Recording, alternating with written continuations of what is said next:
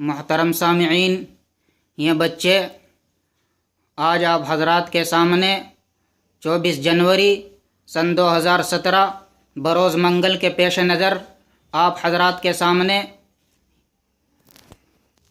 یوم جمہوریہ اور آزادی کے اوپر ایک مکالمہ پیش کر رہے ہیں، جس میں یہ آپ حضرات کے سامنے علماء کرام کی قربانیوں کو پیش کریں گے۔ سماعت فرمائیں۔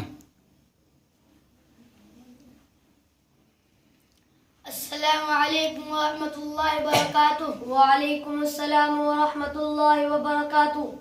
برادر عزیز، کیا حال ہے؟ الحمدللہ، اللہ کا شکر ہے، بالکل ٹھیک ہوں۔ ارے بھائی، بہت جلدی میں ہو، آپ کہاں جا رہے ہو؟ جناب، امبیٹا پیر میں ایک بہت بڑا مدرسہ ہے جو حضرت مولانا سید ارشد مدنی صاحب کی سرپرستی میں ہے۔ آج یوم جمہوریت کے موقع پر اس میں جلسہ ہے جو بہت ہی آب و تاب اور بڑی شان و شوکت سے منعقد ہو رہا ہے، اور وہاں کے محتمم صاحب نے شب و روز ایک کر کے رات دن کوشش کر کے پروگرام کو سنوارنے اور اسے کامیاب بنانے کی زبردست محنت کی ہے۔ وہیں پر شرکت کے لیے جا رہا ہوں۔ اچھا جناب، مجھے آپ سے معلوم کرنا ہے کہ وہاں جانے سے کیا فائدہ ہوگا؟ بھائی صاحب، وہاں طلبہ بڑی زبردست محنت کرتے ہیں، ان کا علمی سلیقہ دیکھ کر بڑا ہی مزہ آتا ہے، اور وہاں علماء ہندوستان کی آزادی کی تاریخ پیش کریں گے۔ اور ہمارے لیے سب سے بڑی سعادت کی بات یہ ہے کہ اس پروگرام میں جناب حضرت مولانا مفتی محمد راشد صاحب، استاد حدیث و تفسیر دارالعلوم دیوبند، تشریف لا رہے ہیں، جو عوام کے سامنے یوم جمہوریت اور علماء کی قربانیوں کو پیش کریں گے۔ برادر، اس جلسے میں کیا آپ کا بھی کوئی پروگرام ہے؟ جی ہاں، ناچیز کا بھی ایک مکالمہ ہے۔ اچھا تو شیخ، چلتے چلتے میں آپ سے چند سوالات کرنا چاہتا ہوں، کیا مجھے آپ ان کا معقول جواب دے سکتے ہیں؟ عزیز بھائی، آپ سوال کیجئے، جو اللہ کے کرم اور استاد کی محنت سے مجھے ملا ہے، انشاءاللہ جواب دینے کی کوشش کروں گا۔ بھائی صاحب، سب سے پہلے میں آپ سے تحریک آزادی کی داستان کے بارے میں جاننا چاہتا ہوں۔ آپ یہ بتائیے، ہندوستان کی تحریک آزادی میں کن کن فرقوں نے حصہ لیا تھا؟ عزیز بھائی، تحریک آزادی کی داستان بڑی طویل اور کربناک ہے، چنانچہ ان حضرات نے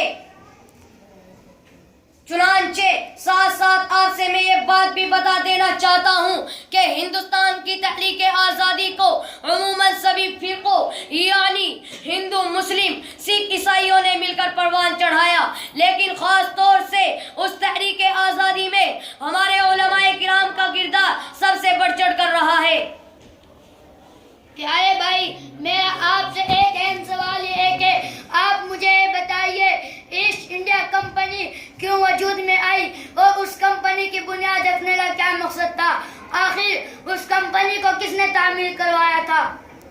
بھائی صاحب، جب ہندوستان پر باطل انگریزوں کا ناپاک سایہ پڑا اور انگریزوں نے ایسٹ انڈیا کمپنی کی بنیاد رکھی، جس سے مقصد محض ہندوستان پر قبضہ کرنا تھا اور ہندوستان سے مذہب اسلام کو مٹانے کی مذموم سازش تھی، بالآخر جب ہندوستان پر انگریزوں نے قبضہ جما لیا تو مسلمانوں پر طرح طرح کے ظلم و ستم کے پہاڑ توڑنے لگے، مسلمانوں کی مذہبی کتابوں پر پابندیاں لگانے لگے، تو اسی وقت باطل انگریزوں کے مقابلے کے لیے علماء دیوبند انگریزوں کے راستے میں آہنی دیوان بن کر عائل ہو گئے اور ہندوستان کی سپر پاور طاقت انگریزوں کا مقابلہ کیا، اور قرآن و حدیث اور عقل و نقل کے ذریعے ثابت کر دیا کہ اگر تم نے مذہب اسلام پر انگوش نمائی کی تو تمہاری انگشت کی دھجہ اڑا دی جائے گی۔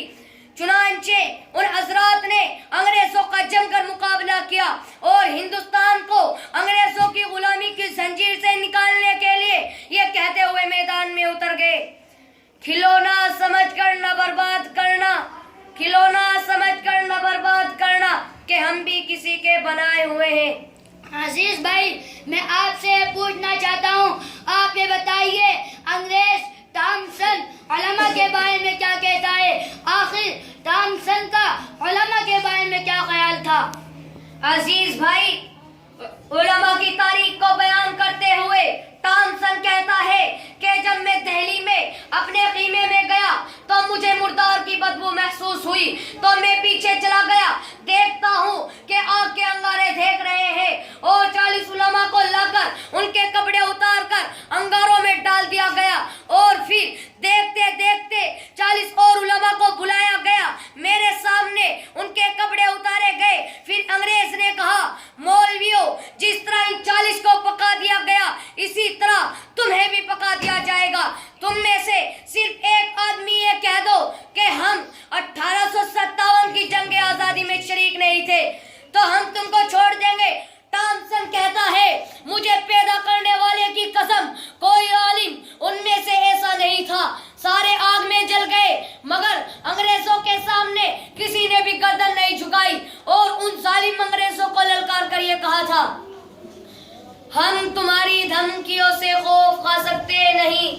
ہم تمہاری دھمکیوں سے بچ سکتے نہیں۔ بھائی صاحب آپ یہی بتائیے ہمارے کن کن اکابرین نے ہندوستان کی آزادی میں حصہ لیا تھا اور انہوں نے اپنے اس ملک کو آزادی دلانے میں کیا کردار ادا کیا ہے؟ اس ملک کی آزادی کے سلسلے میں علماء کی تاریخ پیش کیجیے۔ بھائی صاحب جب ہندوستان کی سرزمین پر باطل انگریزوں کا ناپاک سایہ پڑا اور آخری دور میں جب ہندوستان میں انگریز آئے اور اسلام کو مٹانے کی سازش کرنے لگے تو علماء حق نے ان کا بڑھ کر استقبال کیا، ان سے جہاد کیا، ان کے خلاف معاہد بنایا۔ ایک معاہد کی قیادت حاجی امداد اللہ مہاجر مکی کر رہے ہیں تو دوسرے معاہد کی قیادت مولانا جعفر تھانیسی رحمت اللہ علیہ کے ہاتھ میں ہے۔ حافظ دامی شہید ہو گئے، حضرت مولانا قاسم نانوتی رحمت اللہ علیہ، مولانا رشید احمد گنگوئی زخمی ہو گئے، سید احمد شہید اور شاہ اسماعیل شہید کو بالا کوٹ کی پہاڑیوں پر ذبح کیا گیا۔ مالٹا کی جیل میں حضرت شیخ الہند کی پشت کو گرم سلاخوں سے داغا گیا اور حضرت مولانا سید حسین احمد مدنی کو جیل کی سزا دی گئی۔ میرے بھائی جانتے ہو یہ مولانا حسین احمد مدنی کون ہے؟ یہ وہی مرد مجاہد ہے کہ جنہوں نے خلافت کانفرنس کراچی میں ایسے وقت میں شرکت کی کہ انہیں گولی مار دینے کا حکم مل چکا تھا۔ لوگوں کا خیال تھا حسین احمد نہیں آئے گا، مگر لوگوں کی آنکھیں اس وقت حیرت سے پھٹی کی پھٹی رہ گئی جب وہ مرد مجاہد کفن بردوش ہو کر اسٹیج پر آیا اور جلسے کی صدارت فرمائی اور اسی کانفرنس میں حضرت نے انگریزوں کو بلبل اور گولیوں کو گل سے تشبیہ دیتے ہوئے فرمایا، لیے پھرتی ہے بلبل چونچ میں گل، لیے پھرتی ہے بلبل چونچ میں گل، شہید ناز کی تربت کہاں ہے؟ حضرت نے یہ شعر پڑھا تو لوگ جوش میں آدھے گھنٹے تک مسلسل نعرے لگاتے رہے اور پھر علماء کی قربانیوں اور اپنے ایک فتوے کے جانب اشارہ کرتے ہوئے انگریزوں کو مخاطب کر کے فرمایا، کھلونا سمجھ کر نہ برباد کرنا، کھلونا سمجھ کر نہ برباد کرنا کہ ہم بھی کسی کے بنائے ہوئے ہیں۔ فرنگی کی فوجوں میں حرمت کے فتوے، فرنگی کی فوجوں میں حرمت کے فتوے سرے دار چڑھ کر بھی گائے ہوئے ہیں۔ وہ شجر آزادی کے خودے کے سیچا، وہ شجر آزادی کے خودے کے سیچا تو پھل اس کے پکنے کو آئے ہوئے ہیں۔ اچھا تو شیخ میں آپ سے ایک اور اہم سوال یہ کرنا چاہتا ہوں، آپ مجھے بتائیے اگر جنگ آزادی میں اور ہندوستان کو انگریزوں کی غلامی کی زنجیر سے نکالنے کے لیے علماء اکرام حصہ نہ لیتے تو کیا ہوتا؟ پیارے بھائی یہ ایک حقیقت ہے، اگر ہندوستان کی جنگ آزادی میں علماء کرام شریک نہیں ہوتے تو ہندوستان کبھی آزاد نہیں ہوتا۔ اگر یہ سراخیل آزادی نہ ہوتی تو تحریک آزادی نہ چلتی، تحریک بالا کوٹ نہ چلتی، تحریک ریشمی رومال نہ چلتی، ہندوستان چھوڑو تحریک نہ چلتی۔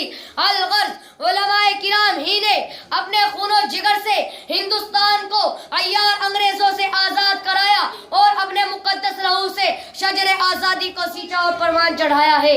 بھائی صاحب جیسا کہ آپ آج عوام کے سامنے آزادی آزادی چلا رہے ہیں، سب سے آخری اور سب سے بنیادی سوال میرا آپ سے ہے کہ آپ مجھے بتائیے ملک کے حکمران نے ہم کو کب اور کس وقت آزادی دی ہے؟ کیا ہمیں مذہب آزادی حاصل ہے؟ جدھر دیکھو ہماری بنی بنائی مسجدوں اور عیدگاہوں کو مسمار کیا جا رہا ہے، کئی مسلم بیت اللہ پر پابندی لگائی جا رہی ہے، کئی شریعت میں مداخلت کی کوشش کی جا رہی ہے، کئی ہمارے مسلم نوجوانوں پر جھوٹا الزام لگا کر ان کو جیل کے اندر بند کر کے ہمیشہ کے لیے ان کی زندگی برباد کر دی جاتی ہے۔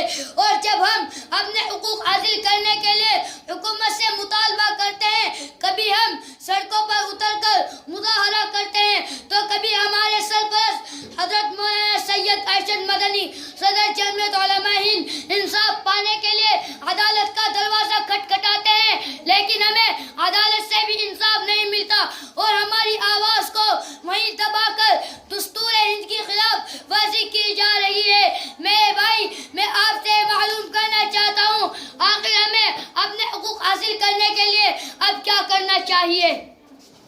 بھائی صاحب ہمارے اس پروگرام کرنے کا مدنی مدرسے کے اس اسٹیج سے متحد ہو کر شریعت پر عمل پیرا رہتے ہوئے حکومت اور عدالت تک اپنی آواز پہنچا کر اپنے حقوق کا مطالبہ کر سکے. میرے بھائی، اللہ کے فضل و کرم اور ہمارے حضرت مولانا سید حبیب اللہ مدنی صاحب صدر جمعیت علماء ضلع سہارنپور کی آواز و للکار سے آج مجھے امید ہے ہم کو عدالت سے انصاف ملے گا. بھائی صاحب، آپ کا بہت بہت شکریہ. آپ نے مجھے بہت ہی قیمتی باتوں سے نوازا.